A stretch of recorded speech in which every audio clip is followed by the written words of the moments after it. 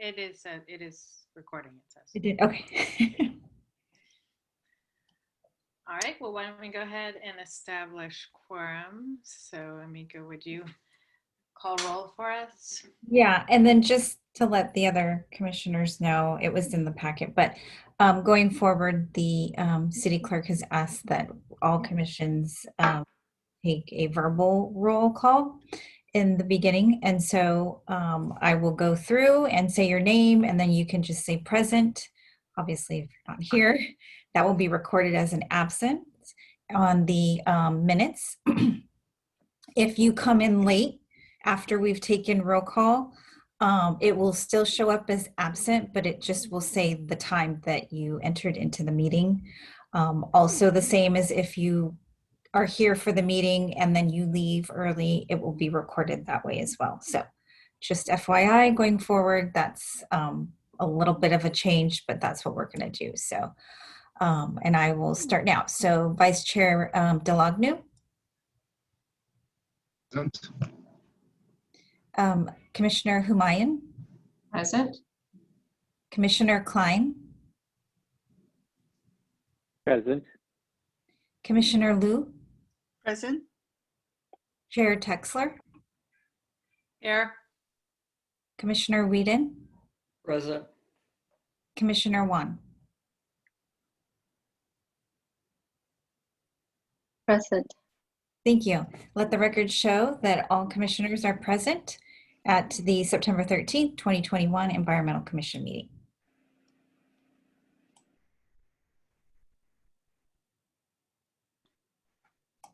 You're on mute. I'm on mute. Thank you, Miko. And if there are any members of the public wishing to speak on an item not on the agenda, please make yourself known. I believe Jane Packard does have an item to speak on. Okay, go ahead, Jane. This is Jane Packard with the Orchard Commons Committee at the Los Altos History Museum. And I have more good news for you regarding the Orchard Sustainability Project. We will be having a groundbreaking ceremony on the day of the opening of the community center. So that's October 2nd. And we would like to invite commissioners to join us. We'll have some of the dignitaries from Valley Water and College and from the city, and we'll also hopefully have Sally Meadows to join us from the council. And so this will be at 1 o'clock at the Los Altos History Museum, the History House, and it is coordinated with the events at the community center. So it'll be over with enough time to get to a 2 o'clock event there. So I want to invite all of you to join us and bring your friends. Great. Thank you, Jane. Does anybody have any clarifying questions? No, I was wondering if she was going to send formal invitations or we just have to rely on what she just told us. Oh, I would be happy to send all of you invitations. Absolutely. I'll talk with Elizabeth. She just wanted to make sure that you all knew about it at the meeting here. So I think that's a great idea.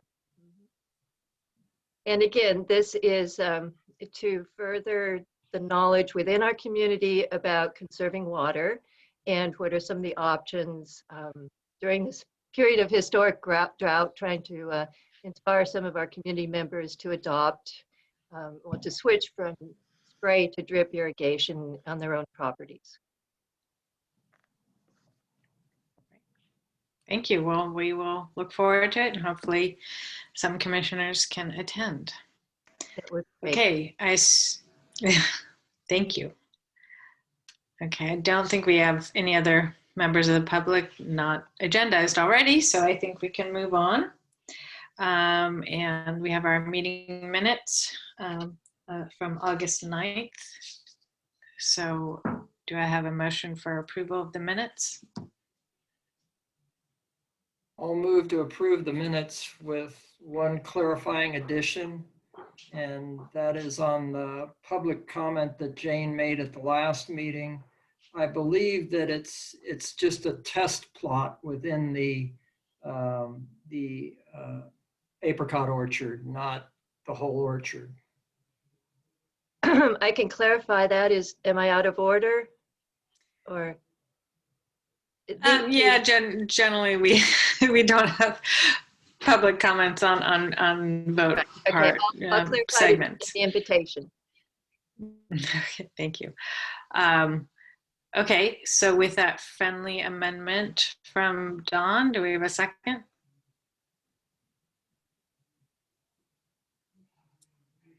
I think Rashina is seconding, but you're on mute, Rashina. I would second it. All right, thank you. All in favor, raise a hand or say aye. Aye. I, Aye. Aye. Any Aye. opposed? Oh, thank you. Any opposed? All right, thank you. We've approved our minutes from our August meeting. I will now- just, Laura, I will just Yes. abstain. I'll abstain Okay, because I wasn't at the last meeting. okay. And you're welcome to abstain. You don't have to, but you're welcome to. All right, so thank you, Commissioner Delagnu abstains. Okay, we'll move on to our special presentation for tonight. So we have two representatives from the Coral Reef Conservation Project. And Amico, I don't know if you want to do an introduction or if we're going to jump right in and have Sophia and Meda, thank you. I was going to let them introduce themselves and their group. Great, thank you. Go ahead, Sophia and Meda. I'm Nada. I'm the founder of the Coral Reef Conservancy Project and the president of the Los Altos chapter. And we have a couple other chapters in other schools. And yeah, basically we just raise awareness about the coral bleaching crisis and the bill HR 241 while educating students that are our generation and younger than us about this crisis so that when they're older, they can make a difference. And I'll let Sophia introduce herself. Hi, I'm Sophia, and I'm the public commissioner for the club. Basically, I am in the outreach position and I run the social media account. And yeah, we just want to make a difference for coral reefs. Okay, I'm gonna get the presentation shared. Oh, it's not. Okay, so my settings, since like this app is new to my computer, it's not letting me share it. Okay, let me pull it up and then you just let me know when you want me to go to the next slide. Okay, sorry about that. It's okay, no worries.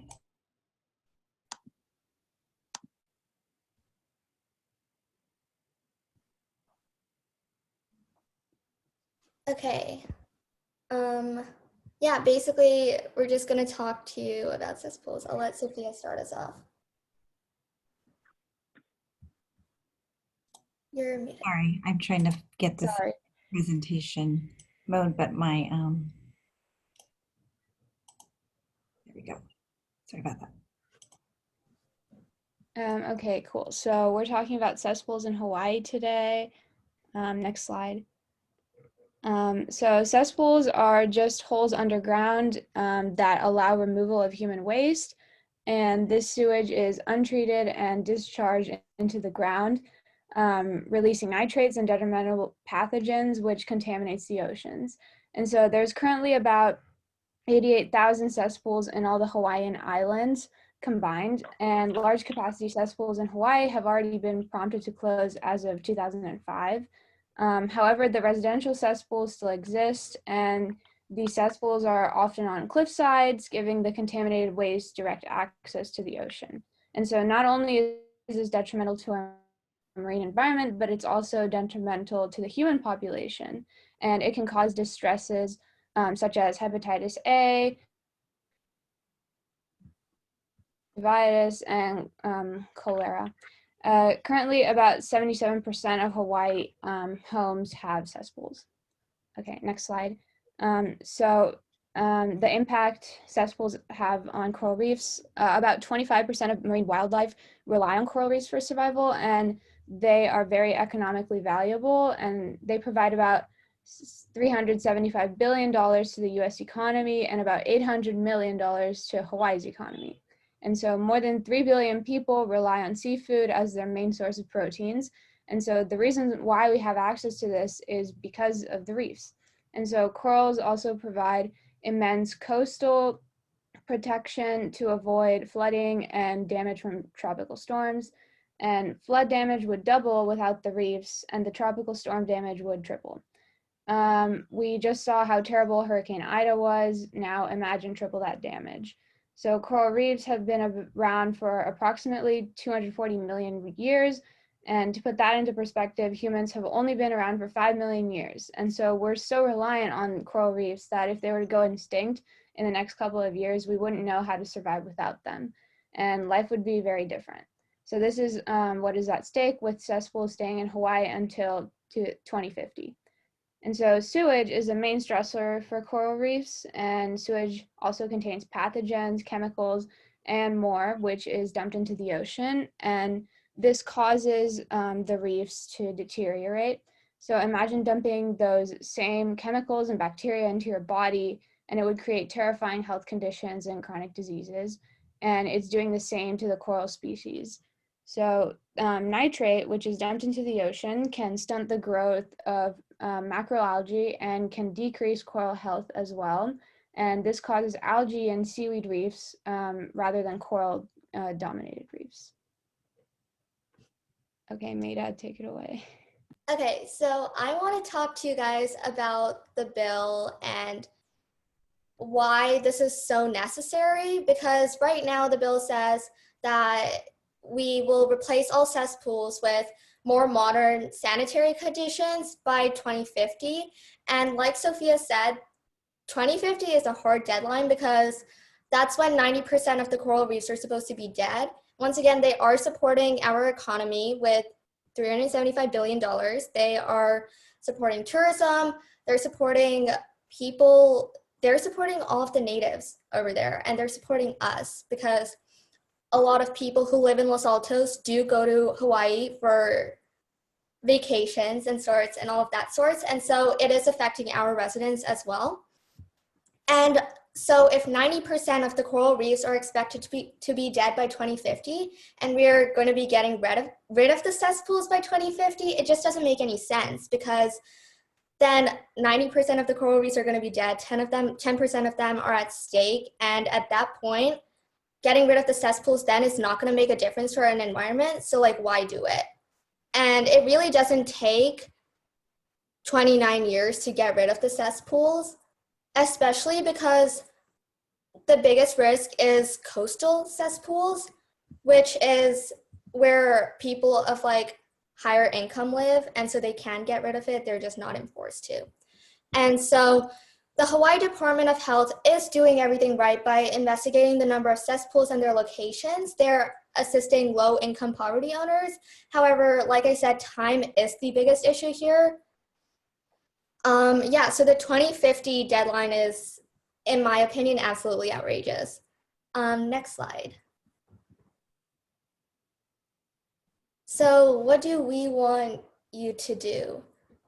As someone, well, I've done research in Hawaii over the summer, so I've seen the effects firsthand, and I've swam in that gross sewage water that no one else would like to swim in. And so I do know how this has, I've done research in sewage and turbidity, so I do know how this affects it, and I can tell you that it's not okay. And this is why we urge you to help us convince the Hawaiian government to eradicate cesspools much earlier. Like I said, time is precious, and waiting till the last minute to get rid of these unsanitary conditions will not only create greater damage to our environment, but it will also affect us, like land populations and human populations. Hawaii, like I said, is a very common vacation spot for Los Altos residents. So the coral reefs are providing us with what we need to survive, and it's important that we do our job to keep them alive. So I think we had a conversation with Nisa about this I think it was like a month or so ago. And I think she said that what you guys could do is, if you guys felt strongly about this as we do, then maybe you guys could work with her to write a letter to the Hawaiian government about possibly working with us and shortening the time limit. And we do want to stay involved in this, as this is something that we care deeply about. So if there's anything that you guys can do about it and while keeping us involved too, that would be beyond amazing. Yeah, thank you.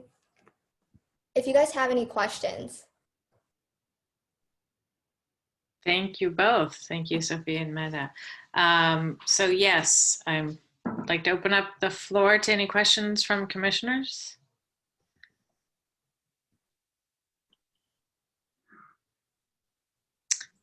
I'll just add my thank you for bringing up this very important issue and caring about it and doing something about it. So keep up the good work. I do have a question, which is more in terms of what are the challenges? Why is it so hard to do it sooner? What's preventing the Hawaiian government from pulling this in? And then my second question is more, when they're replacing the cesspools, what are they being replaced by? So I'm gonna answer the first question first. The reason why they're not getting rid of it so fast is because, like we said, there are 88,000 cesspools in all of the Hawaiian Islands together, and enforcing that many people or like that many households to get rid of their private cesspools by a certain date is really difficult, because it's a matter of money and access during a pandemic. But with that being said, it still doesn't take 29 years to do so. Like 5 years, 10 years, I could see a little bit better, but it doesn't take that long to find the resources and find the people who are willing to do the job. And so I think their main thing is like time, money, assisting those who don't have the money to do so, but like those who do have the money to do it right now should. And so that was the answer to the first question. The second question is, sewage. Basically what's happening with the cesspools is that there's sewage that's going into these underground containers and are not filtering them at all. And we know that, and like Los Altos, for example, we have much more sanitary ways of handling this, right? It goes and it filters it all out before going and dumping it into our oceans and our rivers. And it's the same things that we have here that they're trying to replace it with. The only issue is that a lot of the properties on Hawaii have been there for so many years that they have these cesspools that have been around for that same amount of time, which is why there aren't any modern implications yet. Thank you. Hi, this is Commissioner Klein. I'm still not clear on what the Hawaiian government's role should be in the solution. Well, it's like there are all of these residents that have these unsanitary conditions, and like I mentioned earlier, it's the Hawaii government is getting so much money from our coral reefs. It's billions of dollars. Mm-hmm. And so by 2050, if all of these corals are going to go missing, then all of these, well, first of all, the Hawaii government and our US government is going to suffer, because there's going to be a shortage of all of this money that they're taking in from this one species. And plus, these species assist 25% of marine wildlife. So like seafood, all of this protein intake that people rely on is going to go away. And it's just like, it's going to really affect the Hawaii population, and it's going to affect our government. And if it's affecting them so much, I feel like the government should take accountability and should like assist in something that is going to end up hurting them.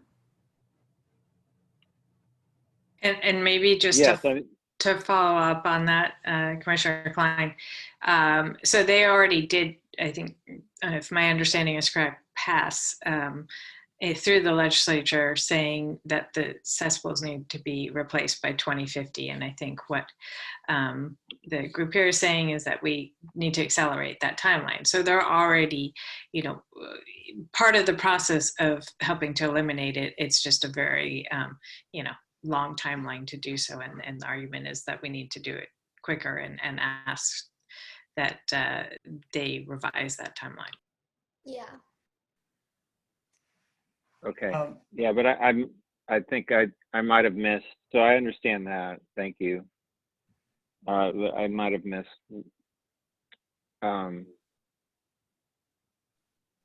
What is the solution? Like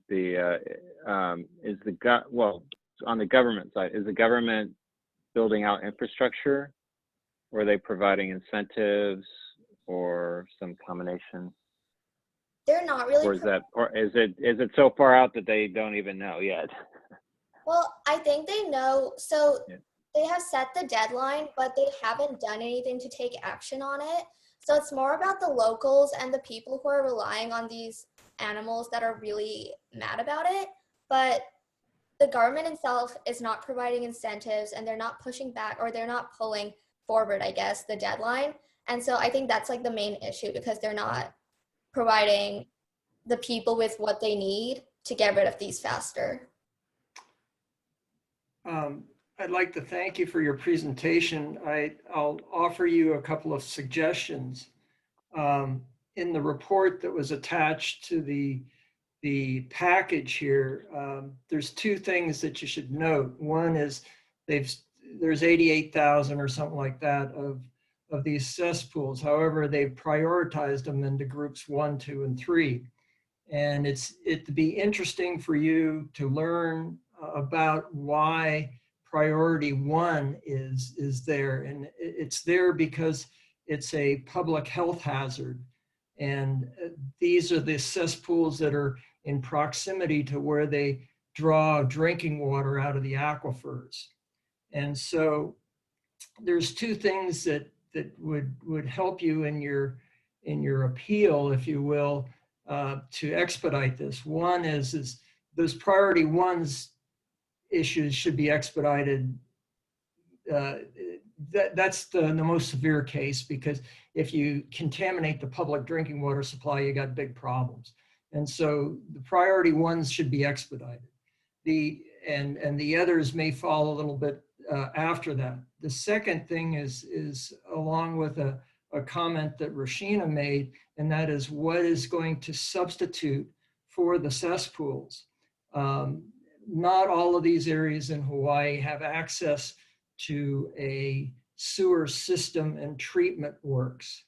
And so therefore the resolution or the solution to the problems are different.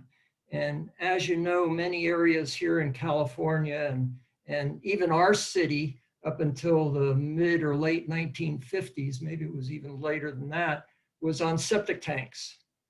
And so we didn't, in Los Altos didn't even have a sewer system until I know it was my house, and most of the houses in Los Altos were built on basically 10,000 square foot lots, because that's the size of lot you needed to have a septic tank. And it wasn't until sometime in the 1960s that sewers were put in and the septic tanks were abandoned by an ordinance such as the Hawaiian Islands are starting to do now. So learning, I think, what the alternative is for the areas which do not have access to sewage treatment systems may also help you in your advocacy for expediting the situation. But that's expediting the installation or the removal. So know what it is, what the cost is going to be to switch, and what the priorities are. Yeah, I think there's definitely a lot more in-depth stuff that we need to go into, and thank you for that. I thank you for showing interest in this and reading all of that. But I think if we were given the chance to potentially work with these government officials who are willing to get rid of this, because this is something, we have a lot of ideas that we've put together that we are that we'd like to share. And so if we are given the chance to potentially like work with them in the future, then this is definitely something, like everything you just brought up is something that we'd bring up to them too. And we'd probably also like talk to them and work with them to see how we can help. I'd offer you another suggestion besides learning about that. And one way you might be able to learn is to reach out to the authors of the studies. And there's been a whole series of studies done by the University of Hawaii on this measure. And your advocacy with their advocacy may go a lot further in getting the Hawaiian government to speed up the thing. So another idea that I would have is I'd reach out to the authors of the studies and see what you can learn, and then through them provide some advocacy for this. That's a good idea. Thank you. Thank you, Dawn. And I would just, I had one quick question, which is whether you know if the Conservation Project has worked with other municipalities outside of Hawaii to write letters in support of a, a shorter timeline, or if Los Altos would be would be the first.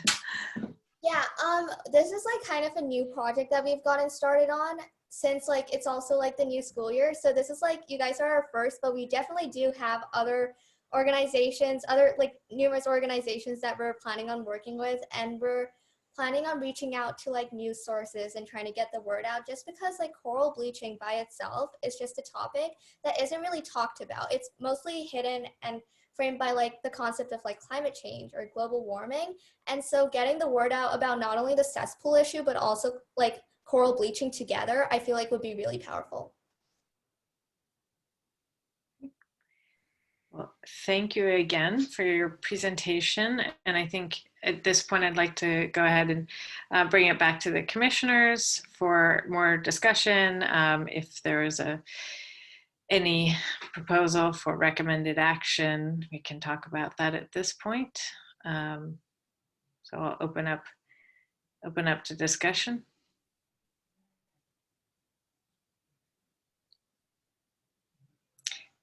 So I think that the suggestion was one action to take would be to have, I guess, I don't know if it would be one commissioner or a subcommittee work with Mayor Flygore to write a letter in support of revising the timeline for getting rid of cesspools. So I'll just throw that out there as a one option that we could pursue. This is Commissioner Klein. I'm curious if there's precedent for impact of city officials like mayors or organizations from other cities writing letters to foreign, not foreign, but yeah, outside states and cities. I'm just not aware of, I'm not really aware of this, the precedent there. I'm curious if any of the other commissioners is aware of this. Is this something that's been effective in the past?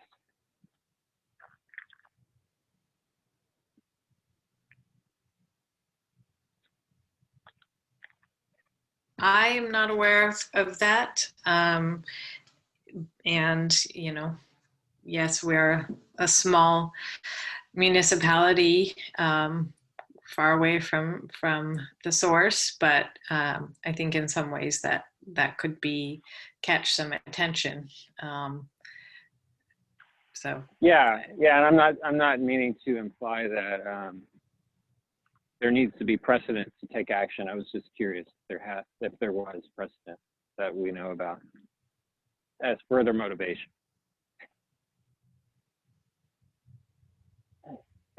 It sounds like there's nothing that we're aware of. So it's a new idea, new potentially impactful action.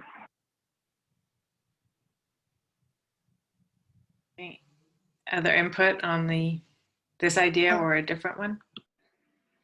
Well, I guess it's very nice. The students are taking different roles for our environmental issues. So thank you for the research. I guess similar to Don's suggestion, I would suggest that maybe, I don't know, over years that there's successful upgrades or closure options.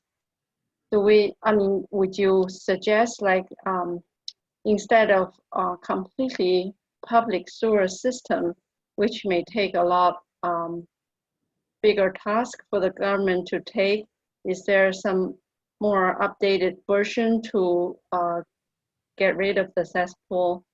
I guess it will be a good idea to study into this issue, and perhaps at least together with expert, you would propose something that's perhaps a little bit more less costly or faster in replacement of cesspool, in like adding some kind of a layer of, I'm not sure, I'm not really in the civil engineering career, but anyway, something possibly to filter the existing cesspool that may help at a easier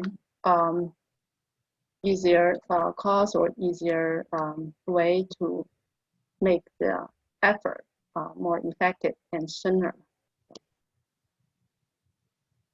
Yeah, I think I would say that I would see that whether it was a subcommittee or an individual commissioner who was taking on this project in conjunction with, perhaps meeting with the conservation project, would make the determination about what the content of that letter would be and whether there would be suggestions for ways to speed up the timeline and then, the details of the proper way to replace the cesspool. So that would be my suggestion, is that the details of that would be taken offline and put into the process for creating the letter.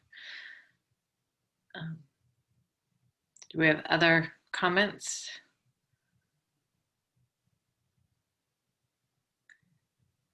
Oh, I think.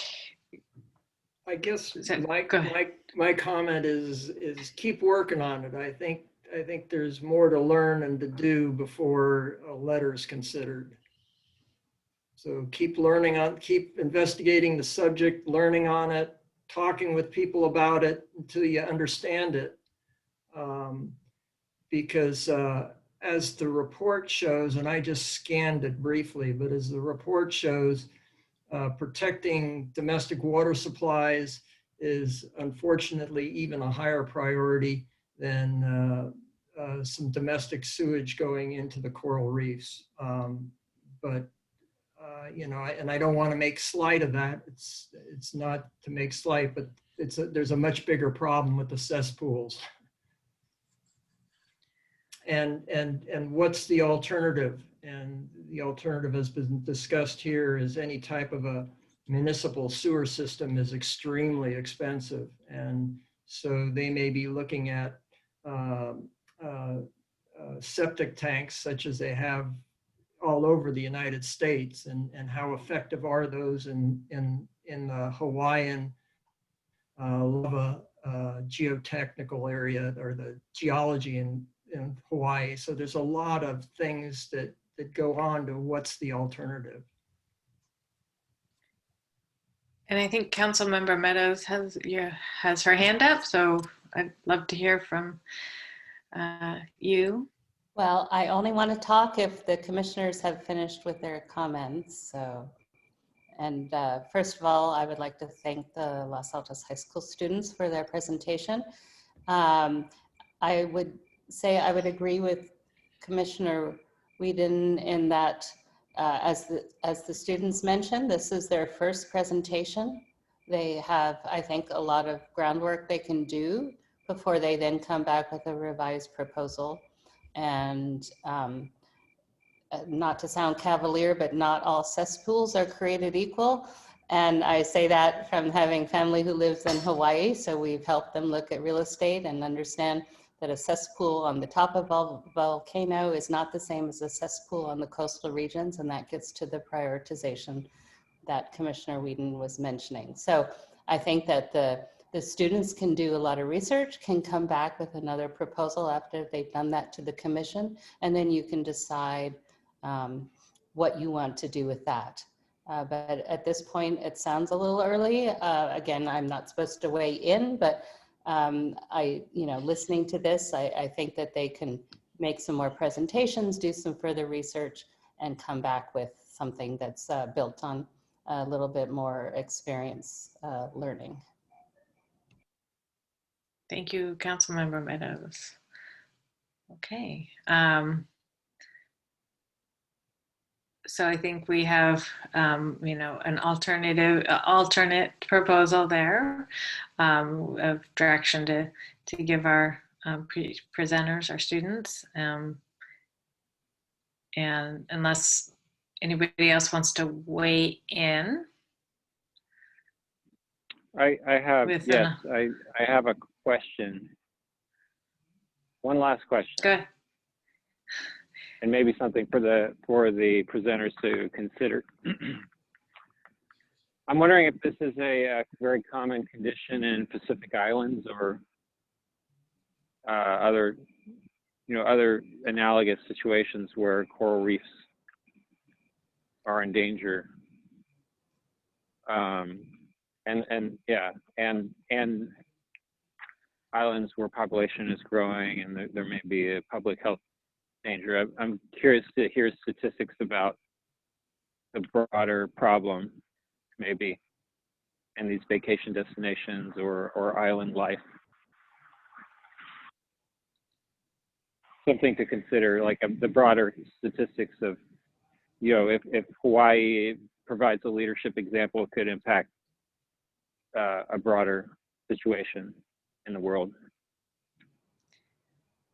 Well, I might suggest that that's another research topic or question to pose back for more consideration by the Conservation Project to do a little bit more benchmarking, if you will, and include that in the research. Unless you, Maida, if you want to offer anything now, but.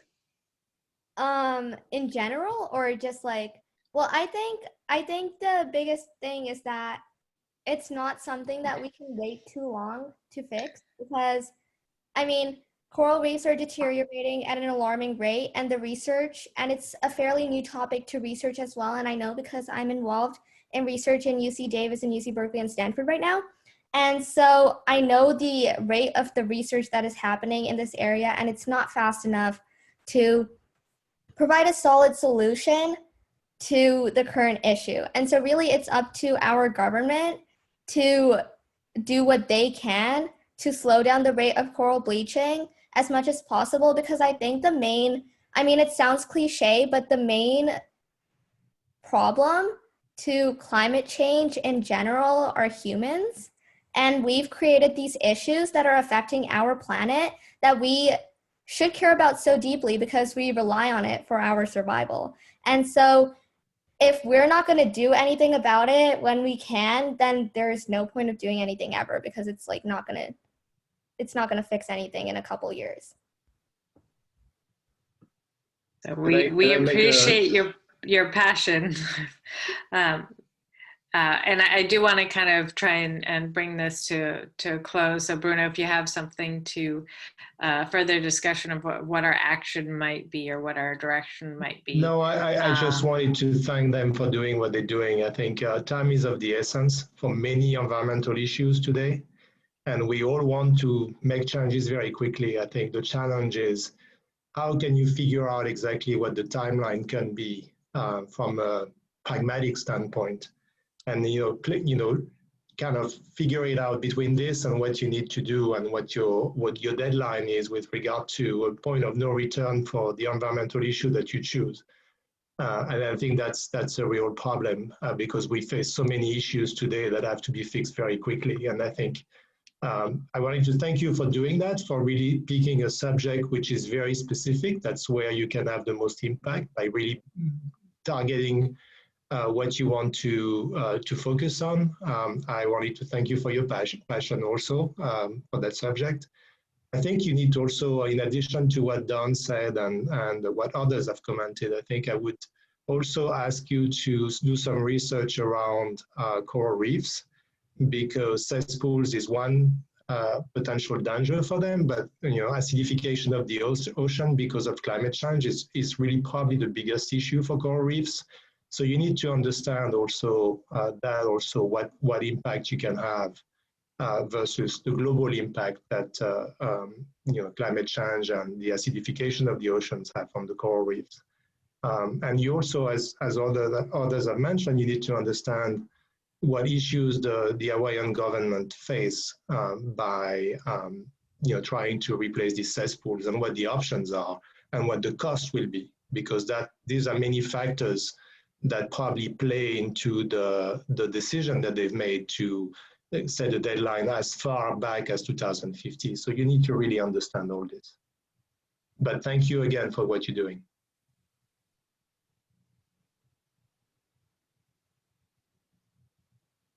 Okay, so I think I'm hearing some general consensus around this idea of welcoming a follow-up presentation with some more answers and research on some of these questions that we've raised. I hope you can hear me okay.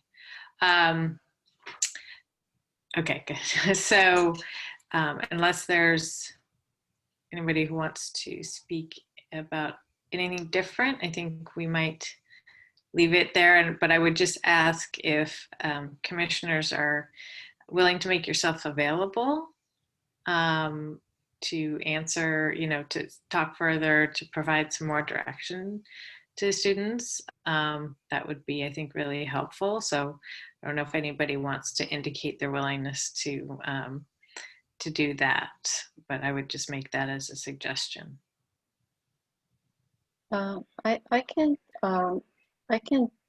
guess I'm interested in talking to the students more, but I guess I do also have similar question as Commissioner DeLegnar mentioned, that I would like to know a little bit about the percentage of the cesspools impact on coral reefs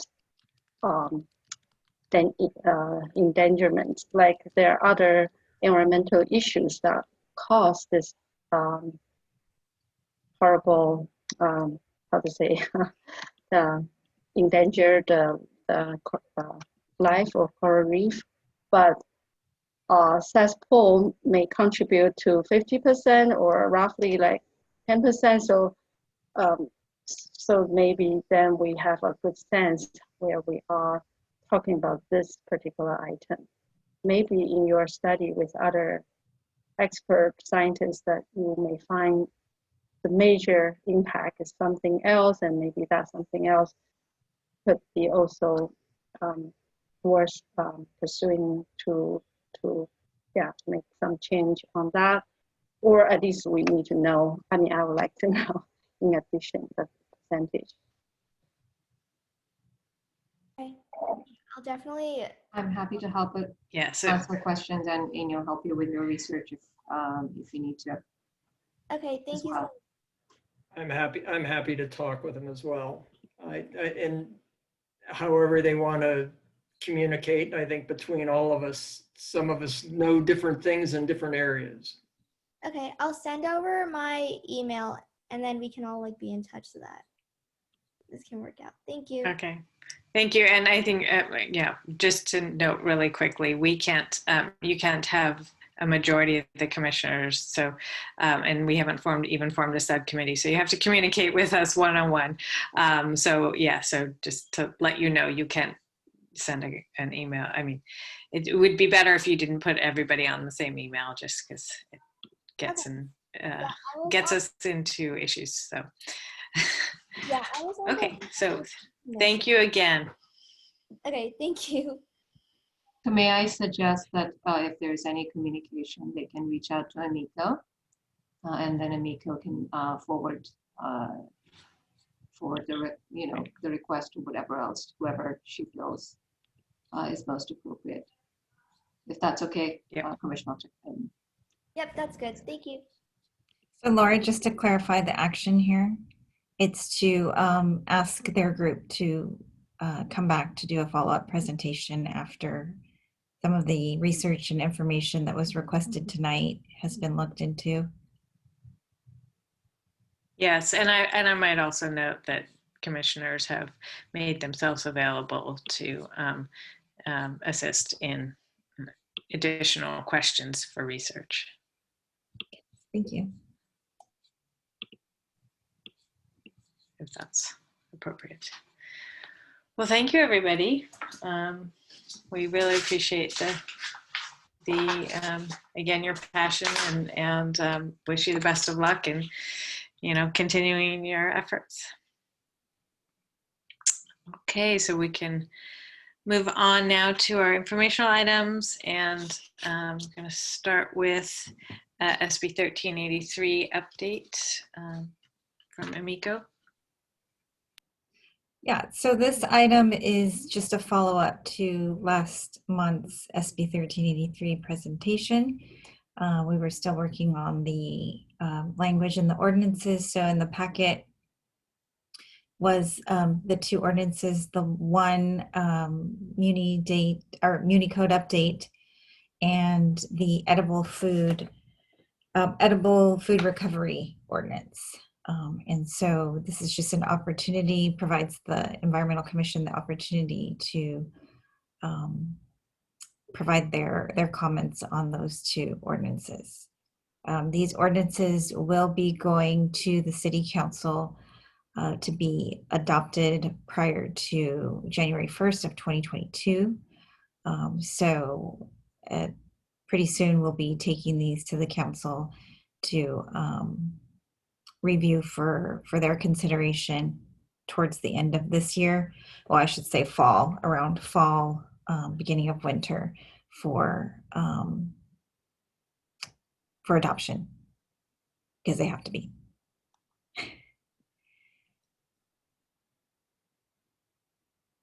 So Okay, and- my question is, what are you expecting from us tonight? Any comments or feedback on those two draft ordinances that were in the packet? And was that discussed at the previous meeting already? Last meeting, I gave a presentation on SB 1383. So I must apologize because I wasn't at the whole meeting last time, and I started looking at the two ordinances, but I haven't finished really spending time on it, so I won't be able to give any comments tonight. What I'm happy to do is actually keep on working on those and give you comments on those after the meeting in a week or so. And maybe we can, I don't know if any of the other commissioners have specific comments, but if we're not ready to have very specific comments today, maybe we can table that for the next meeting if that's not too late. But I don't know where everybody is. So I won't be able to probably put it on the next meeting, but there's a couple of deadlines that we have just with, so the edible food recovery ordinance was done as a countywide collaborative ordinance.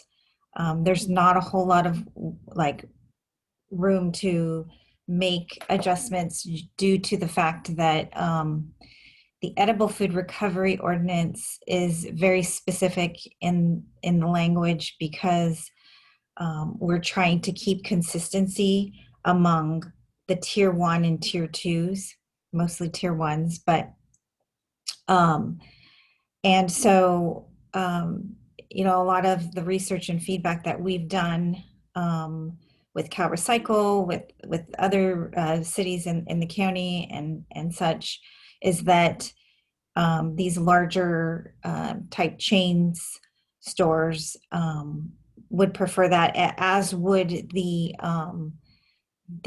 recovery organizations themselves, that then distribute the food. And the reasons for that is that they need consistency throughout the county. So if we have an ordinance that each individual city is then altering, it can cause disruption. And so the system, the way that it's, or I should say the regulations, the way that they're set up, don't allow us to do a whole lot of differences between them. And so it's been quite a lot of work already put into that particular ordinance and that language, the way that it is. That one, we would need feedback by the 20th, because that is when, well, it would have to be before the 20th. So I would say like by Friday of this week, because we have to get, all organizations have to then, or all jurisdictions have to then get it back to the group joint venture Silicon Valley that's working on distributing this to the entire county jurisdictions.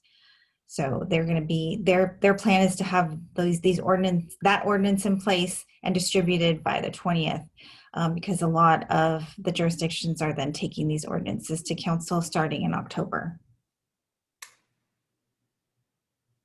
Miko, I have a question, one on the food recovery ordinance that's drafted there. So this is the county-wide draft. And I noted that in the definitions, there was a strikeout of the term department and designee. Was that a Los Altos change to the countywide ordinance?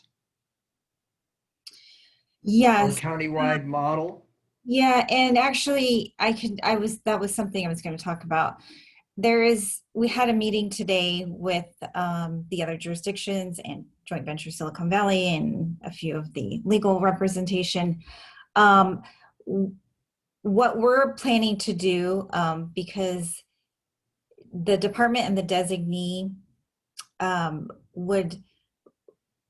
we're going to kind of try to get it into the city manager definition, so that it that's the whole basis of my question, because those two definitions are struck out of the definition section, but yet through the body of the ordinance, it uses department and designee. And so you either got to define them or you got to remove them everywhere. Right. And so we just had this meeting today. And so our representation was present. And so we did have this discussion, because originally we just wanted to go with city manager. But during the meeting, we did have the discussion that we would need to keep the consistency with the department and the designee. So that's why we are going to work that back into it, so that, because we do know that the rest of the ordinance does refer to the department and designee as well. Okay. And the other ordinance, or I guess the other is the city code, I guess, that has some minor modifications to it. So I don't know what was changed or not. I briefly read through both documents, but one thing's what I just talked about struck me on the food part of it. But the other part, what struck me is a general comment, and that has to do with well, it's down around page 8 and 9, when we talk about that if the commercial establishment or the multifamily residence doesn't have a space, that they can get a physical space waiver. And my suggestion is okay, if you give them the physical space waiver, why not require that they pay additional fee or whatever it takes to have Mission Trail do off-site sorting?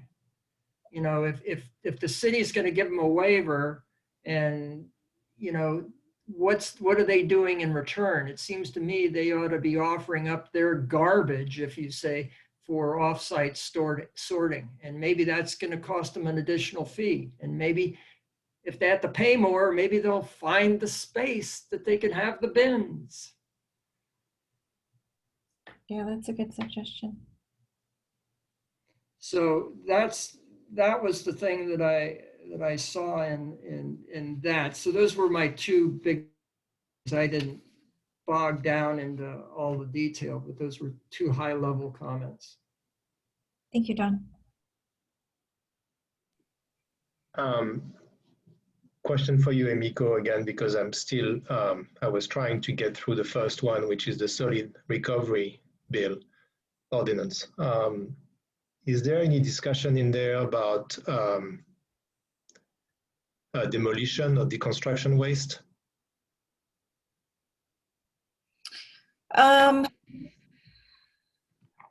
Sorry, I have to think back.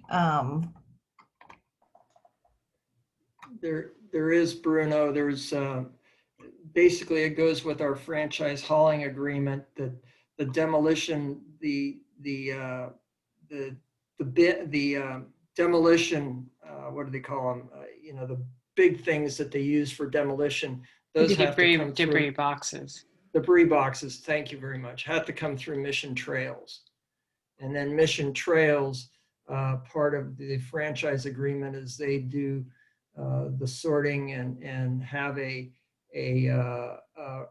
recycle component to that they try to meet as part of our franchise agreement. Okay, Yeah. because that's very important, because I remember from the presentation we had from Mission Trail, they were telling us that a lot of the contractors actually use private haulers and are not using Mission Trail necessarily for all the debris that are generated by deconstruction. So I think if we have an ordinance that really specifies that they have to use Mission Trail, I think we may have a little bit of an impact on what's going on with demolition. Well, that I think that was always that way. Yeah. that was always in there. It's just that not everybody does that. Not everybody follows the regulation. Okay, so, But it was so there is required. no enforcement. I think it's by complaint only, if I remember correctly. That if, you know, you as a resident see a debris box from, you know, random company and you call it in, that's the only way. So I can tell you too that at the engineering and building counter, when they're issuing the permits for these construction projects, they are telling them that they are required to have a debris box by Mission Trail, that's the only debris box that can be fixed on site. Any other debris type truck would have to be removed daily. And so, you know, that's the first point of contact for, you know, ensuring that. And then when they sign up for their type of demolition, they have to select whether they're going to go with Mission Trail for a debris box or if they're going to do the self-haul. But can I just bring us back for a second? Because I don't think this is really a change in this ordinance. So it's kind of a separate issue. Yeah. Okay, so yeah, that's another issue for another time. But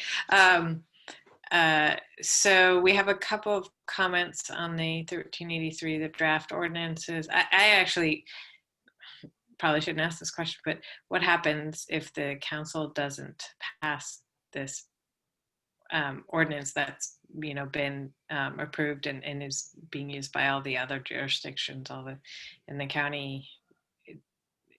Is there a fallback position or? So per SB 1383, the Los Altos is required to pass an ordinance. They would have to pass an ordinance. If council didn't approve of the ordinance before them, I guess they would have to give staff direction as to what they wanted to see in it changed. If it was in the edible food recovery, I guess it is their call to do so, but then that causes, yeah, that could cause some type of situation with the entire county and how we're trying to orchestrate the edible food piece, recovery piece.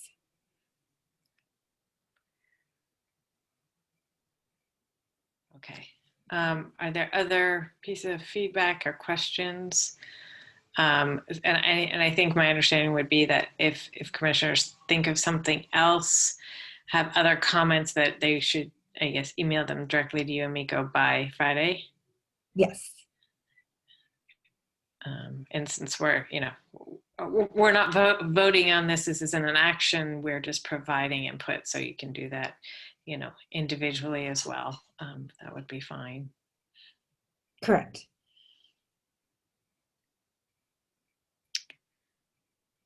Okay, any other comments? No? Okay, and now we have our CAP status report. I don't know if Miko or Bruno, if you're gonna lead us on this. I can start, and then if Bruno, Don, or I think Rashina stepped away, but she'll be back in just a minute, want to add or anything, then absolutely. So let me share here.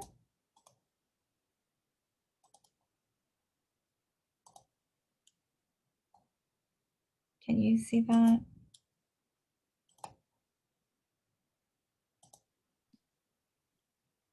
Yes, we can. Thank you.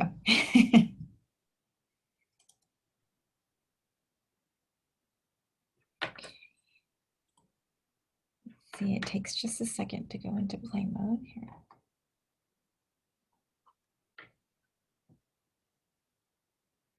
I think, oh, there we go.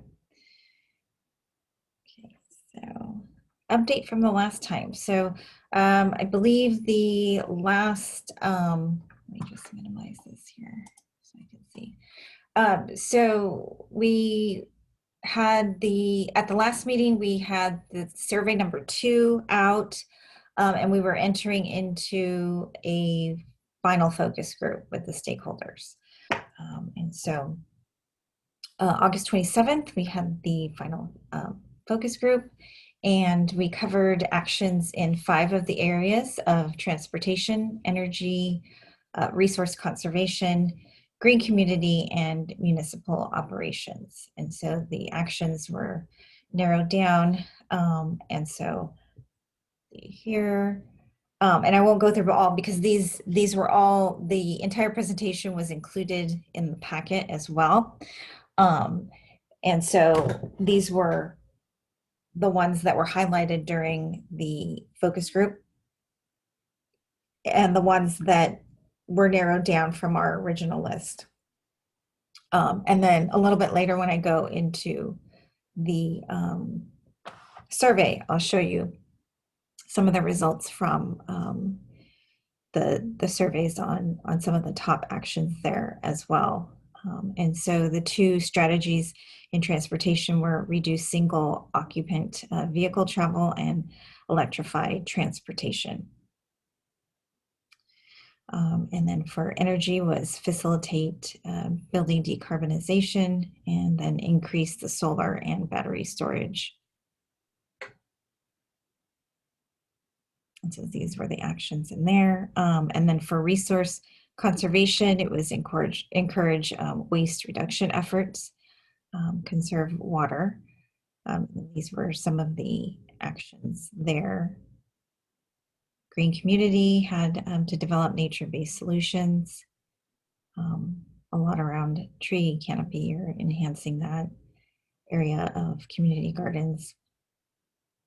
And then municipal operations, so increase building efficiency and electrification, electrify the city's vehicle fleet, and explore municipal microgrids. And so the survey 2 ran from July 1st to August 22nd. We almost doubled our responses from survey 1. So we had 208 on this one. And then the focus on the survey was the actions. So just a few of the results, which also was included in the packet. So if you wanted to see the entire survey, you can go to the packet and it will have all the results there. So we can see that the higher number have lived in Los Altos for over 30 years.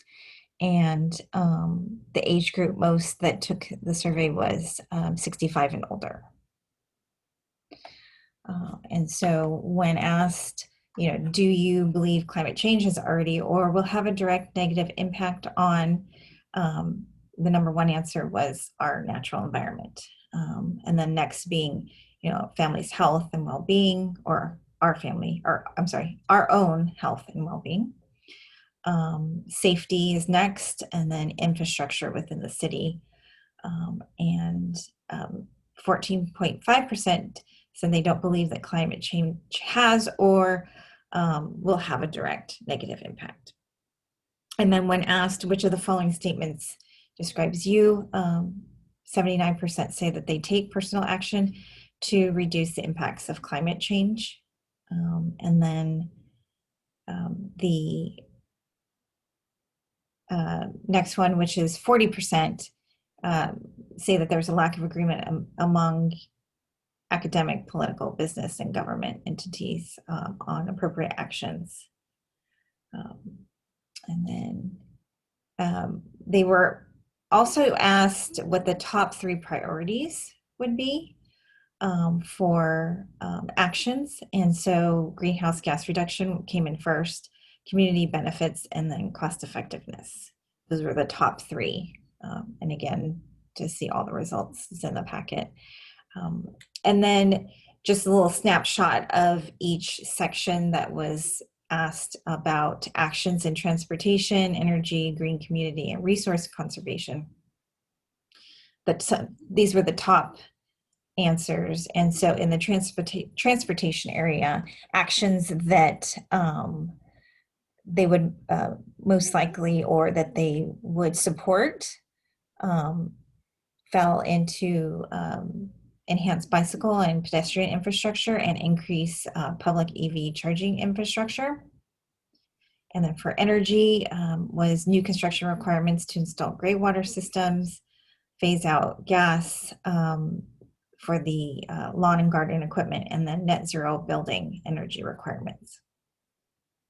For community, green community was the highest, were around supporting some sort of tree, urban canopy, increasing that, more tree planting. And so those were the 2 highest. And then resource conservation, water saving landscape, and then banning of single-use plastics. Those were the top 2 actions that would have been supportive in there. And then we did have a subsection for getting information about EV ownership. And so about 40% answered that they already own an EV. And then about 22% plan to purchase in the next 1 to 5 years. And so about 37% don't own an EV. So it was pretty close between whether you own one or not. And so next is the consultants working on the draft. We are preparing for a study session with council. We just are working with the city manager to find us a date, being that I think there's quite a lot of competition for getting a study session with council. And so we're just waiting to see if we can get a date before we actually take this to council. And then looking to bring the draft for the entire environmental commission to review in October. And that's the end of that. And then I welcome any additional comments from the subcommittee if they would like to.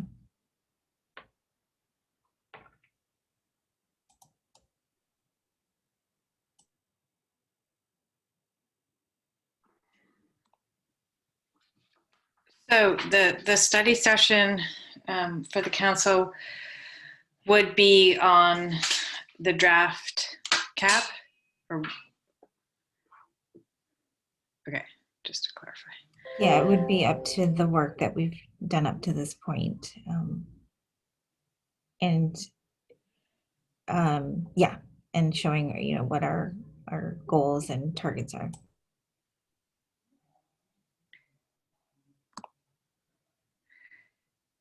So I guess I have a process question in terms of how the results of the survey are informing the actions that are prioritized. I'm a little concerned about the skew of the age of the respondents versus, you know, the future residents who are going to be impacted by whatever actions are taken or not taken. So I'm just wondering how that's being balanced. I would say that, you know, the survey is really just one small piece of feedback or, you know, comment that we are considering. We know that it's a very small portion of the community. And so taking that into consideration with the other feedback that we've received, whether it be through the workshop or emails that we receive, and the focus groups, it's going to be a combination of everything, obviously, and not just based on the particular groups that answered through the survey itself.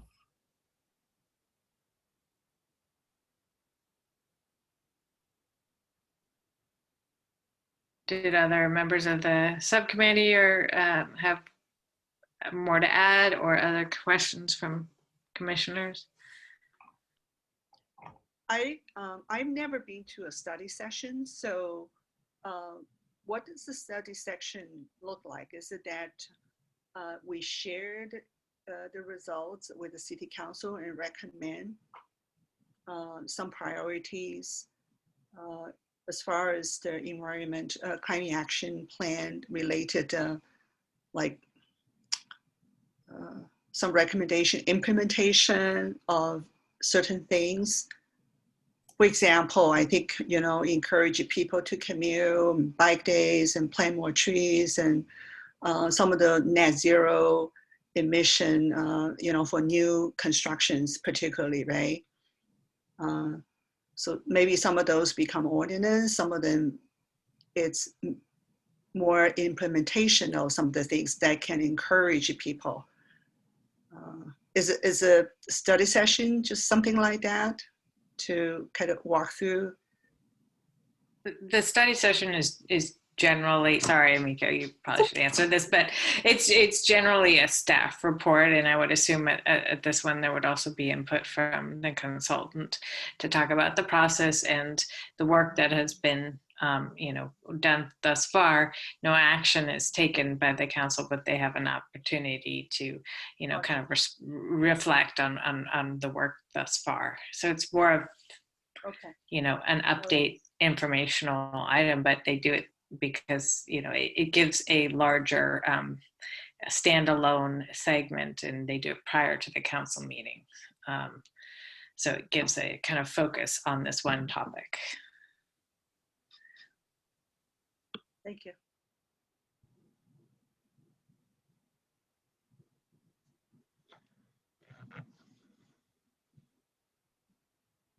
Okay, any other commissioner input? I'll see, I see Councilmember Meadows has her hand up, so please go ahead, Councilmember. Thank you. I don't want to preempt any commissioners if anyone still wanted to talk. I was just going to add on to the study session, and there's the tea kettle in the background. So if it sounds noisy, that's what it is. So the study session is educational for the council, as was mentioned, bringing council up to speed on what was done, but also allows council a chance to ask questions that you can then refine based on the questions that you're hearing, and that when it comes forward to the council, you'll have had a chance to answer some of the questions that were already, apparent, and council would ask those ahead of time. So it's kind of like a dry run for both the commission and the council to flesh out questions, flesh out strategies, and give you a chance if there's something that, potentially you hadn't looked into, you can, or on the other hand, just educate council, because most of us won't be as well informed as the commission is. So that's really what I see the goal of a study session is. Thank you, Council Mano.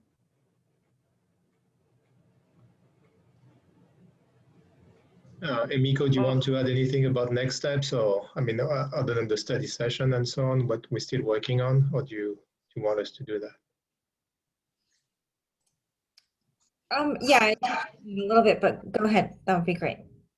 No, I just tried to give you a picture of where we are and what we still have to do, because I think what you've seen is a very early draft still, and we've done 4 workshops, 1 webinar which was split between the business community and residents. We've done 2 surveys.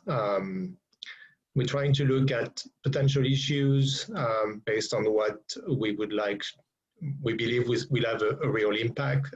We're looking at consistency also between all these workshop surveys and webinars and so on, and try to come up with something that's will allow us to achieve our goals, at the same time something that's acceptable by the community at large, meaning the business community as well as the residents.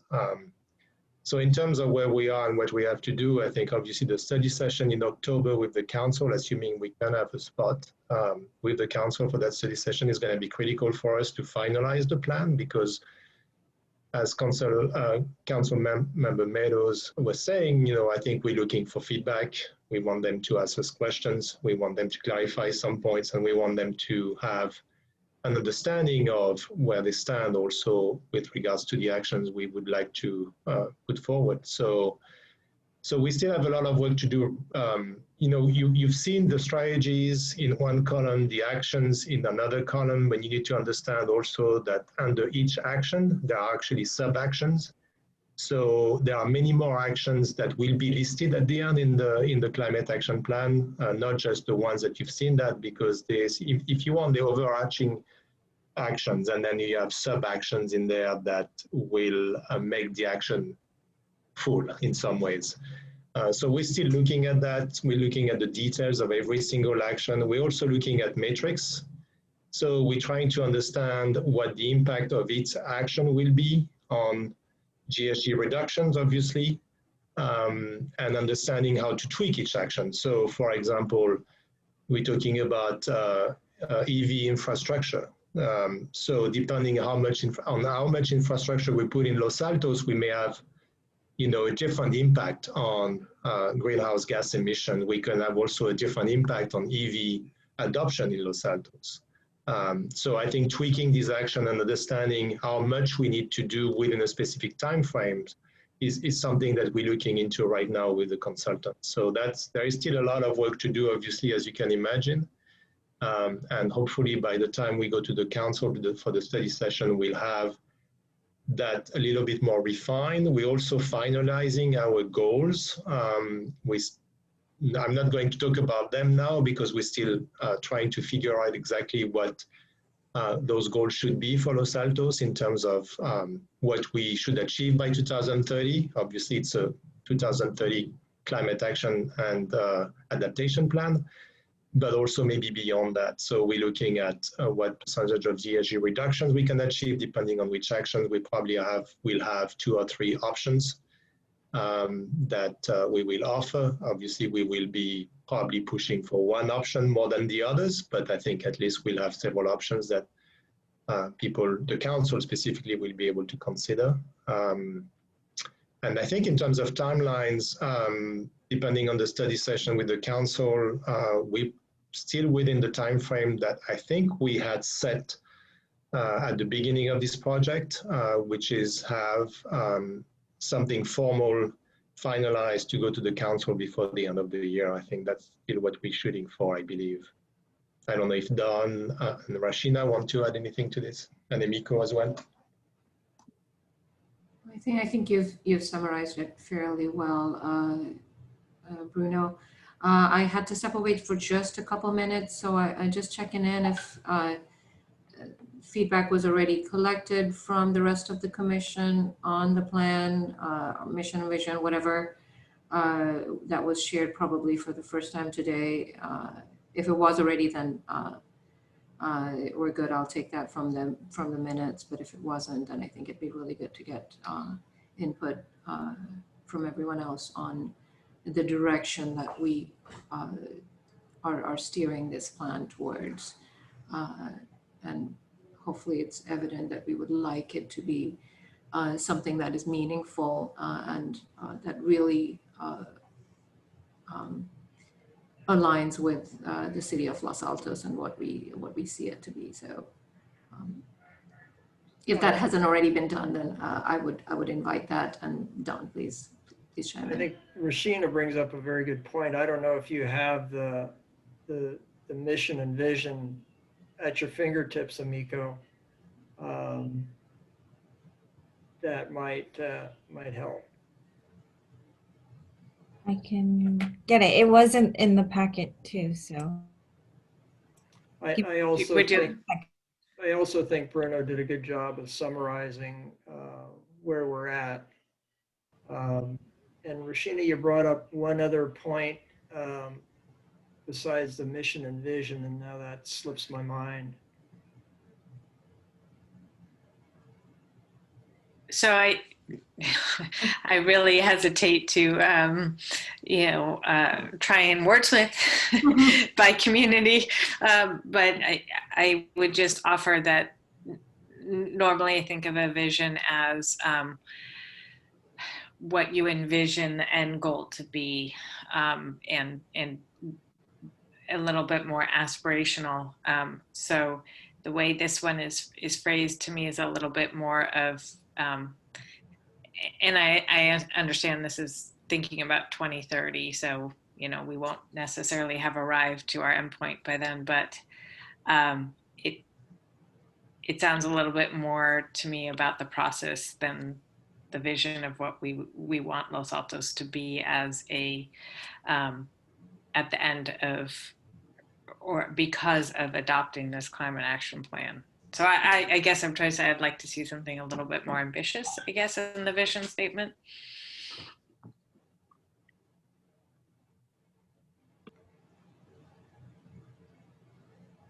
I think the thing that we're striving for, and I don't know whether or not it'll be totally achievable, but is carbon neutrality at 2035. So that would be, to me, a much stronger statement. Well, I don't know. I'll let Bruno and the others continue on that, but that's one of our objectives, is to see if we can put together the actions necessary to be carbon neutral at 2035. Yeah, so I think the choice of words was intentional in that we wanted it to be accelerated, which is, getting to carbon neutrality as fast as possible, and then actions laying upon each other. So what we do now, and then we layer another level, so we can accelerate towards that goal. At the same time, we wanted everything to be sustainable. So we're not, we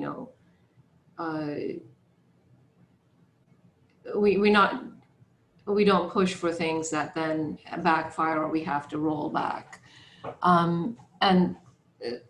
So there's choices of words kind of getting to the point where it tells, it should be telling the story that we want to be very forward thinking. We want to be ambitious. At the same time, we want to be very mindful that we live in a city that is rooted in history, that's rooted in it's a very special place, and we want to bring all of that together with it. So I know, not being very specific here, but I'm trying to explain some of the things we went through while putting this together. And Bruno, please do comment as well.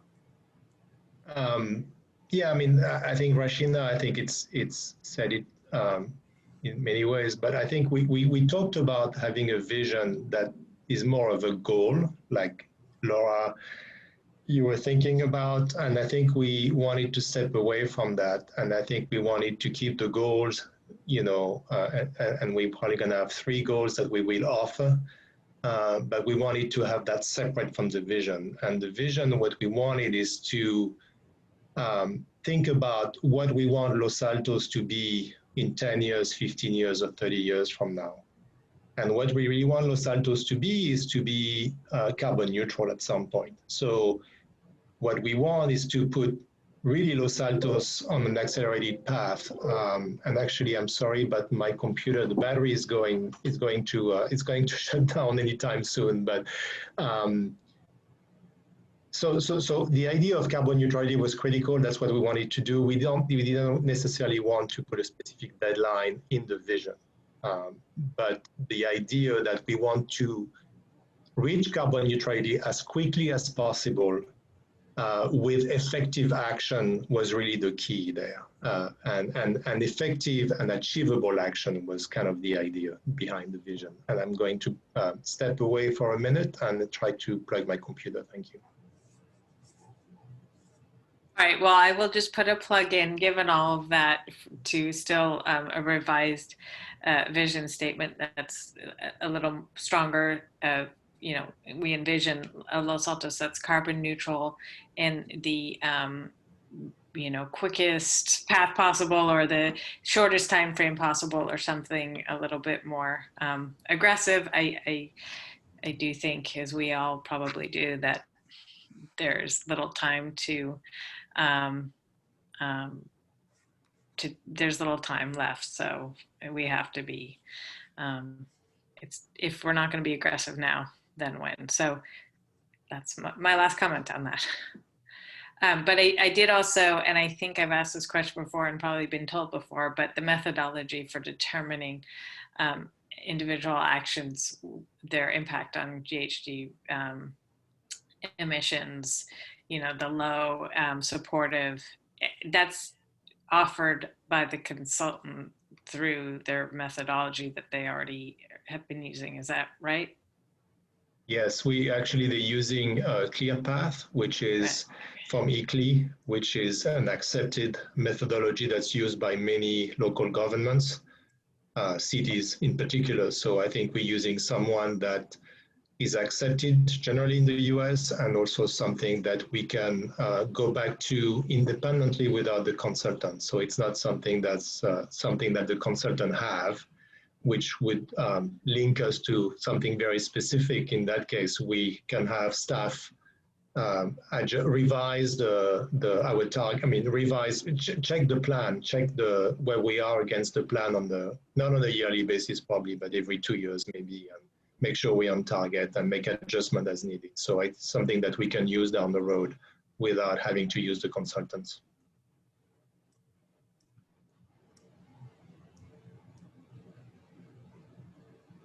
Okay, well, thank you to the subcommittee. If there's no other questions, comments, you guys are doing obviously great amount of work and moving along. So thank you for all of that. Very important effort. Okay, all right, so other items on our work plan to be discussed.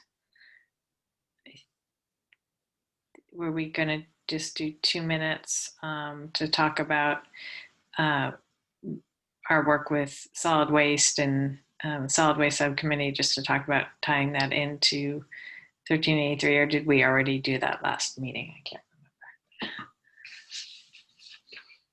Yeah, I don't think that we've had any additional progress quite yet.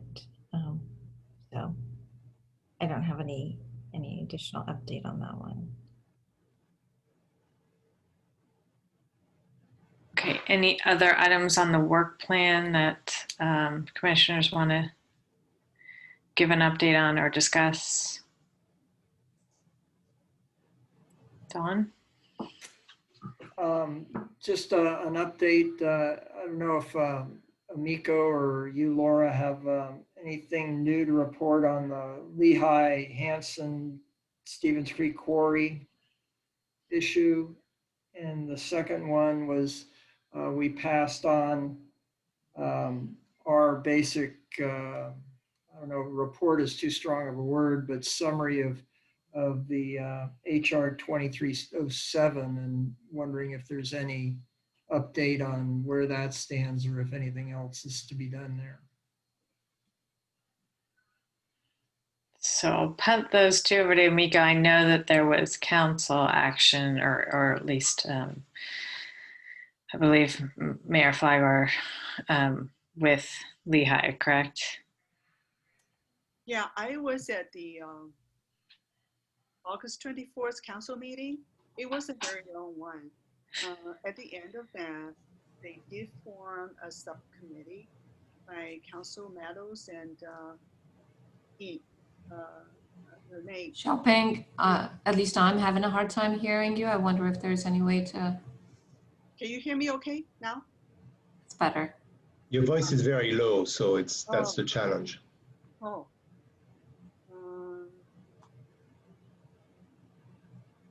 Maybe if you just move slightly closer and speak a little bit louder, we'll be fine. Yeah, I was at the August 24 council meeting. It was my turn to sitting there. There was a motion to form a subcommittee by Council Meadows and Lee Ann. So there's a subcommittee by the council, 2 members. They're going to monitor the Lehigh and Stevens Quarry expansion and also reclamation plan. Yeah, so that's what I know. And then just an update here. I still haven't heard back on any additional members for the Environmental Commission Subcommittee for Lehigh. As of right now, it's still Commissioner Liu. So I guess now would be a good time to open it up and see if we can get another member. I think that we passed a motion that gave Laura and you, Amico, the chance to, or it gave you the selection when you knew what direction or what type of scope or items that the city council may be looking into. So, you know, I think that still holds unless the commissioners want to change that. Oh yeah, no, that is correct. I just thought that while we're here talking about it, if somebody had interest, that we could get a second member for that subcommittee.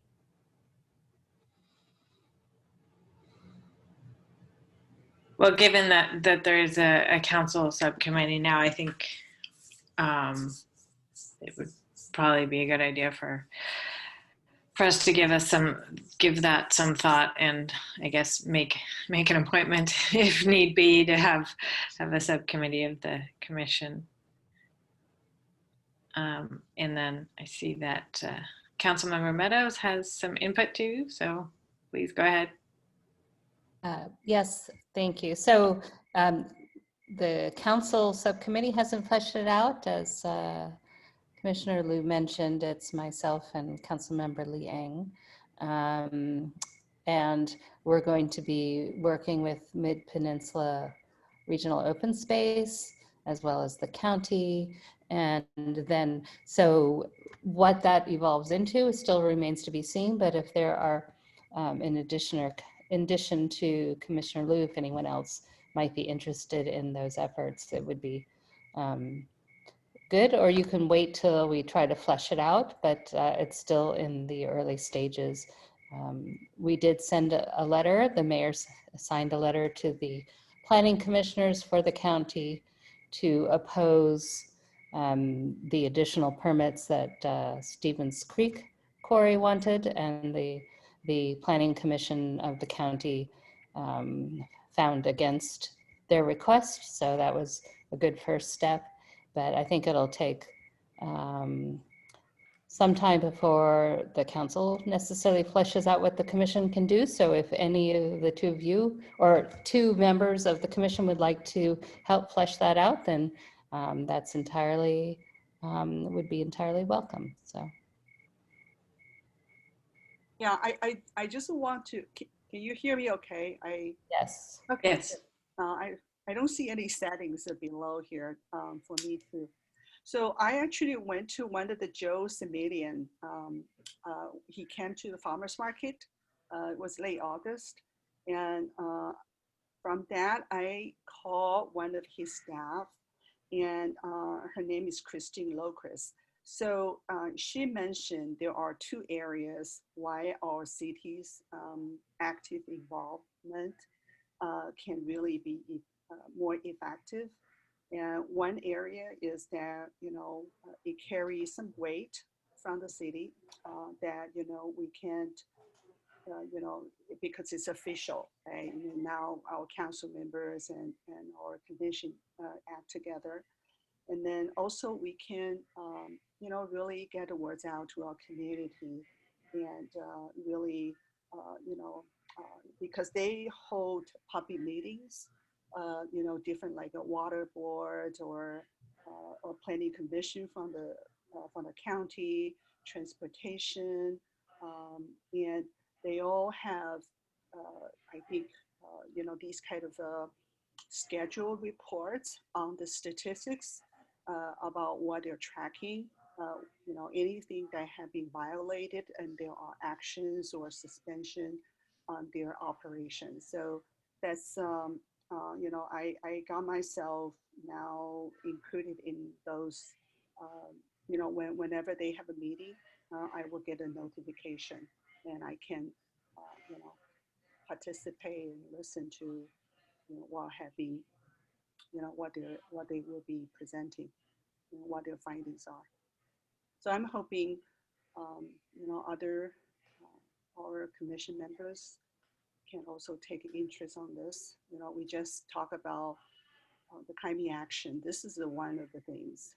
It's in our neighbors. I had a follow-up question for Councilmember Meadows. So given that there's the council subcommittee and then working with MidPen, so are you suggesting the idea would be our subcommittee would be involved in those kind of planning meetings, or would be a separate process, or how would you see that working? Well, I guess that's, what they're saying. Oh, I'm sorry. You first.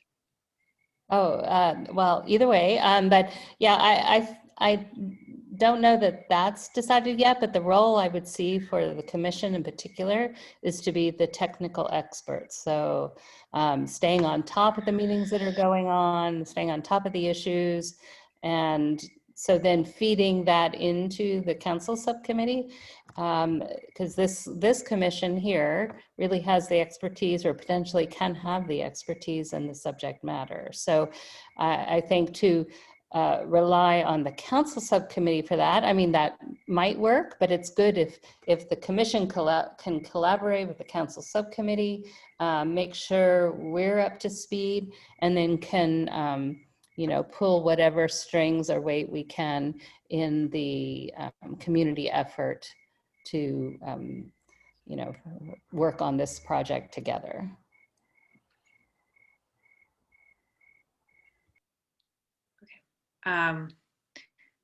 So I'm going to go out on a little bit of a limb here, put somebody on the spot.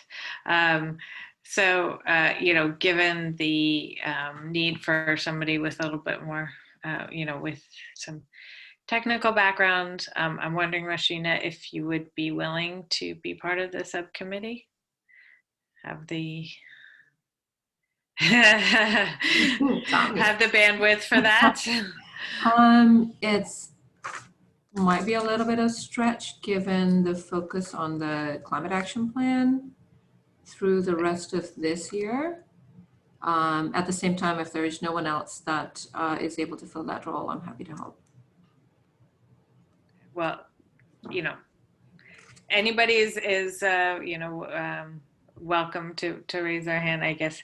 I would also maybe ask, oh my God.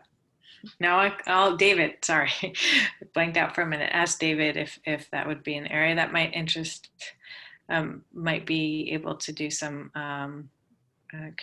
contribution to as well, given your background. So if you're not, That's a good idea. okay, that would be great. So we can form a subcommittee with Xiaoping and David. And then, coordinate with Emiko on how to support the council subcommittee. Thank you. Okay. And so any other items on the work plan? Wait, Emiko, did you give your update? There was one more item, wasn't there? Or did we do both of them? We did both of them. You just have the Lehigh one. That was it. Okay. The city council meeting. I thought, Dawn, didn't you have one more?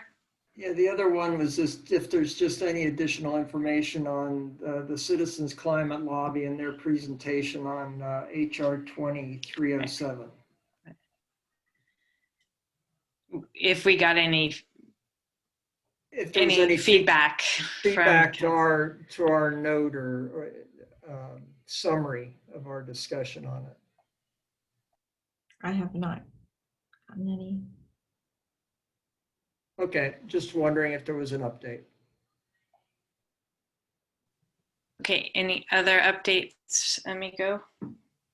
Are we on? City staff update. Okay, yeah. Yes, I do. So in the packet was the memo with just some of the reminders for commissioners. Again, the city clerk is going through and making sure that all commissions are updated. We oftentimes get new commissioners and all different types of commissions. And so it was in the packet, but I just want to remind everyone that there are requirements for commissioners, such as once a year there's a joint meeting with the City Council.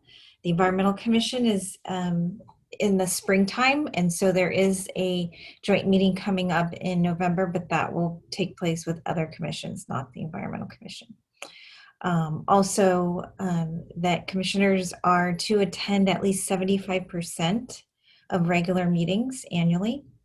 If a commissioner misses a meeting, they should contact me or email me and let me know that they're going to be missing it as soon as they can or shortly after, but preferably it would be before the meeting so that we know.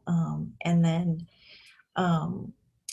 if they do miss a meeting and that particular, that would work if it was just one, but basically it says that, if you miss a meeting and that meeting has to be canceled because there's no quorum, that it's, charged, that absence is charged to that particular commissioner or the meeting being canceled is charged to that commissioner, but it would have to be more than one commissioner that would miss the meeting.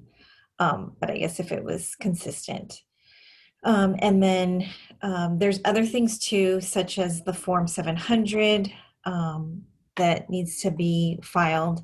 And I'm bringing this up because our city clerk has a difficult time sometimes making sure that everybody has it. And not that she has a hard time, but she just has a hard time getting responses. And so just keeping in your mind that those are required. The Brown Act training was required when you began the commission. And then there's the 2 hours of ethics training that happens every 2 years. So the ethics training comes up every 2 years. You are required to complete that. And then there is the annual commission training. And so I believe the last one, I feel like it was in January or February. So that will come up, and of course we get notification, and then we'll let you know when those trainings are. And so in addition to that, today we got notification that they have a location for all the commissions to begin in-person meetings. That is pending that the executive order will not be extended. So currently the executive order allows for virtual meetings till the end of September, so September 30th. If that does not get extended, then our next meeting in October can be in person. That will take place at the new community center. We will be in the Sequoia room. I don't know where that is because I've never been in there yet, but we're gonna all have to find it together. I'm sure it's beautiful. So that I will say now, bear with me with the technical setup, because again, I've never been there. So I hope this all is pretty easy to use. If for some reason the executive order gets extended and we must continue virtual, then of course I'll let you know. But as of right now, we are all planning to be in person in the October meeting. I will send out more notification as things, change or come about. But that is the plan. I would say I was going to ask that question, so that would be great. See if we can have in-person meetings. It's been a long time. Yes, I know everybody's very Zoom fatigued, but it looks like we may get our chance. There's some other just little details that they're still trying to iron out, and if they get those to me, then I will forward over any additional information. And yeah, it's just everything's unfolding kind of daily. So. As far as we know, they would be fully in person with no option for virtual participation by either commissioners or public. That was on my list of questions. I had a whole list of questions once they literally emailed us today.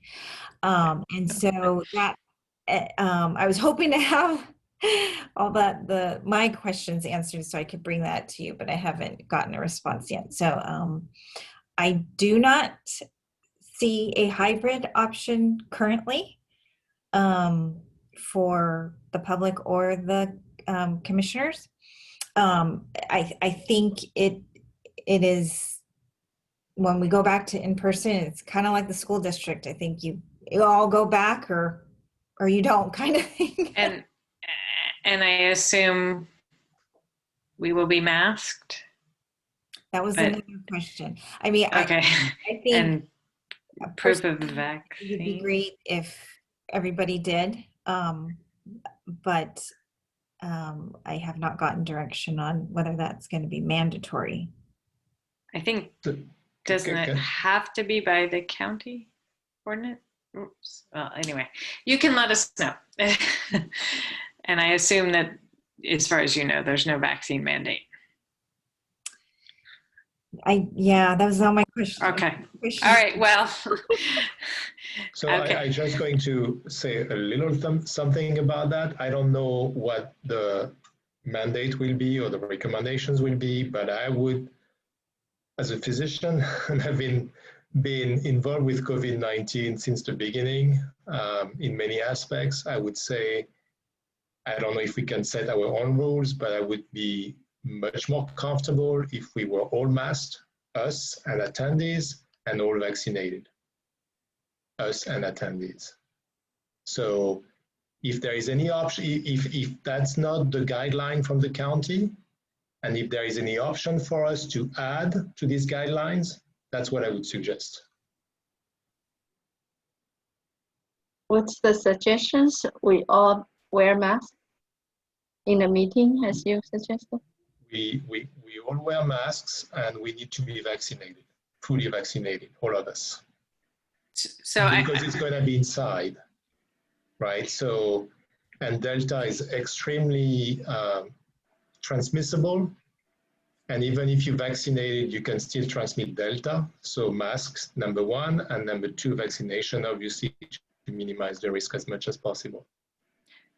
So I think, what I would, obviously, Amico, I'm sure you're going to do this. As soon as you hear what the guidelines are, let us know. And then that would give us, at least as much lead time as we need if there are any questions or issues that need to be sorted out based on those, what we're being given as guidelines.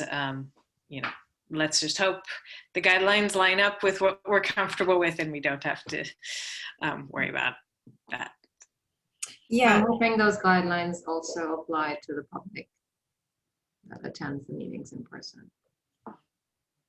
yeah. So just so you know what my questions are, because if you have questions that I haven't asked, if you want to send them to me, we have a little bit around a month to get this all figured out from today. So I asked if masks are going to be required. I asked if proof of vaccination or negative COVID tests are going to be required for any attendees, whether you're on the commission or not. I asked if somebody tests positive after a meeting, whether it be a commissioner or an attendee, what is the protocol for handling that type of situation and quarantining? So if there's something else, send the questions to me so I can get them over to the appropriate people as soon as possible. Because yes, safety is number one. We all want to be back together, but we certainly don't want to cause a situation that's unsafe. So if there's something else, email it to me and I will try to get those questions answered. Thank you. Yeah, and I would just amend a little bit whether if somebody is test positive for COVID after a meeting, whether it will be contact traced to all attendees. The quarantining, I can't, the city can't tell, an individual to go quarantine, but yes, what the contact tracing will be for. I guess that's okay. the quarantine part. And then the last thing would just be to get the next commission meetings signed up. So we've got September 14th is Rashina, and then I need someone for September 21st and October 12th. I can sign up for October 12th. Lenny, was that you? Yeah. Okay. Shall be fine. So they do 2 weeks in a row. Is that correct? This This month? particular one, there's some holiday I want to say or something. I'm not There's really a holiday on the 28th. So the meeting that would usually be the 28th is actually a week from tomorrow instead. Thank you. Okay, so we need a volunteer for the 21st, sorry. Yes. I can do the 21st.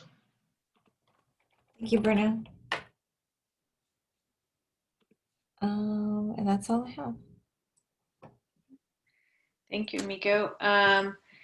Commissioner reports, I would just note that the gas power leaf blower ban, which was AB 1346, that phases out the gas-powered leaf blowers, is on the governor's desk for signatures. So there's an opportunity there to write a letter in support of Governor Newsom signing that bill.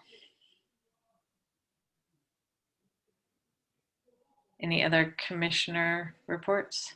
What was the name of the bill again? AB 1346.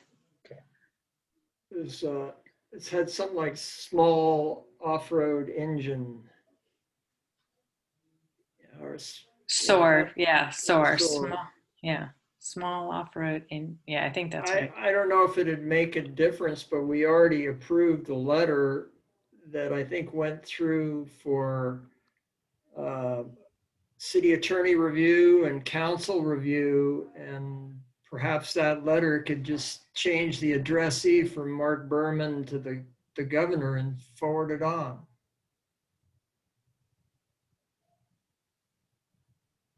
I don't know if that's a possibility, Amiko. I don't know either. I would have to ask, and I will.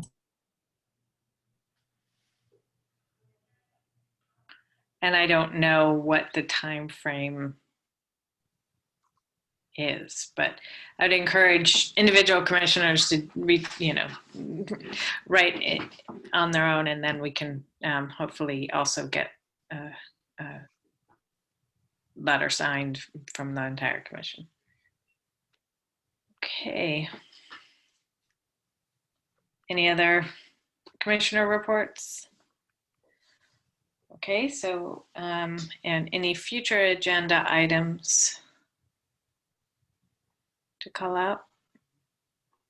I would like to invite the Los Altos Green Team to present to the commission. They have recently been put together the proposal and been more designated the California or whatever United States Green School, the only school in California to do so. So I think it'd be good to invite them over to hear how they did it and what are some of the actions they've been working on. Yeah, thank you, Rashina. So, Amiko, if you could track that and maybe think about when the right time to invite them, and obviously it will have to work for them as well in their school workload, but that would be a great presentation, I think. So I have also a suggestion potentially. I was wondering if the commission would be interested in understanding which bills which will have an impact on the environment, or positive impact, I mean, green bills or sustainable bills will be considered in the fall session of the State Congress. So I think if that's something of interest, I think we can, might be useful to find someone that would be able to make a presentation for us. I don't know if that's something that would be of interest. I thought you were going to say form a subcommittee, and I was going to say that's going to take a lot of time. Okay. Okay. Do you have any suggestions on a good source, or? Yes, potentially, but I think maybe Don may have someone also. Well, I noticed in the packet, Amiko included a list of legislation status, and I was just wondering at the source of that. Yeah, that's the one that I usually include. That comes from our TAC group.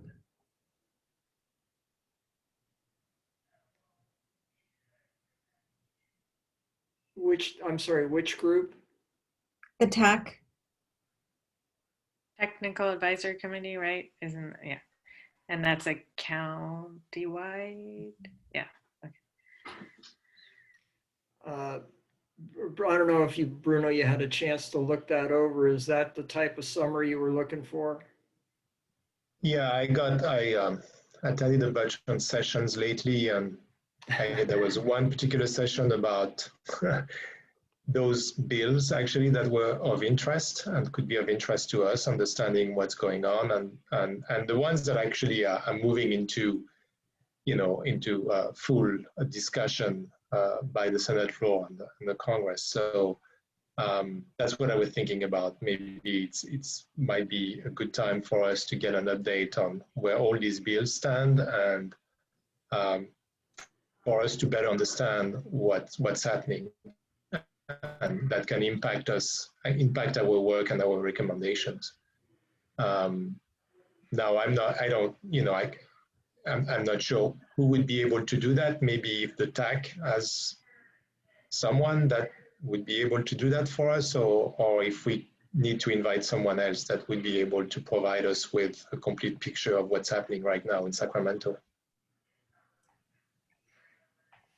I mean, my first guess is that TAC probably wouldn't, just because they put out that document, just that I think that's kind of the extent to which they notify status of those bills. I don't know how deep they dive into being able to present on them beyond that document.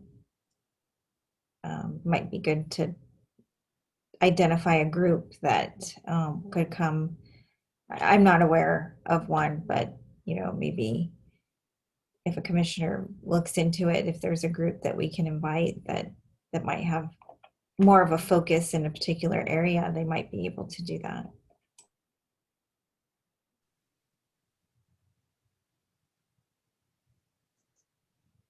Bruno, is your intent that you would like to have us be more proactive in what bills we're supporting? Yeah, I mean, I think that's the idea, right? It's maybe for us to, if there are specific bills that we are of particular interest for us in Los Altos and in general with regards to what we're doing, thinking about the Climate Action and Adaptation Plan, I think we should know about it and we should be proactive. Maybe we can lobby our senators and congressmen and maybe, for that bill, particularly if we believe it's an important one for us. So that's what I was thinking about. Okay, well, so let's, if anybody has people they can reach out to perhaps get some expert that would be able to help with this. I don't know how much of an ongoing basis we would do this, but maybe bring that back to next meeting. Suggestions. So I can look into it. I can talk to some people and see if we can find someone that would be able to give us that overall view of what's going on in Sacramento right now. And I can send that back to Emiko maybe, if that's okay, or to you, Laura, if either way. Yeah, I mean, probably Emiko would be good. And then I don't know if we'll be able to agendize it next time, but at least. Sorry, I missed that because I was taking notes. I couldn't type fast enough. What was it that's coming my way? So Bruno was just saying that he would look into, trying to find a source that somebody, either a group or a person who could come and speak to us about current legislation.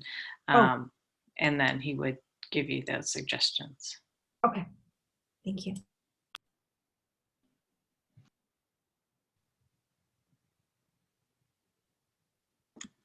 Okay. Any other input on agenda items? All right. Well, I guess we will plan to see each other in person next time, unless we hear otherwise. So look forward to that. And other than that, we are adjourned. And good night, everybody. Thank you, Laura. Good night. Thank you. Thank you. Good night. Bye.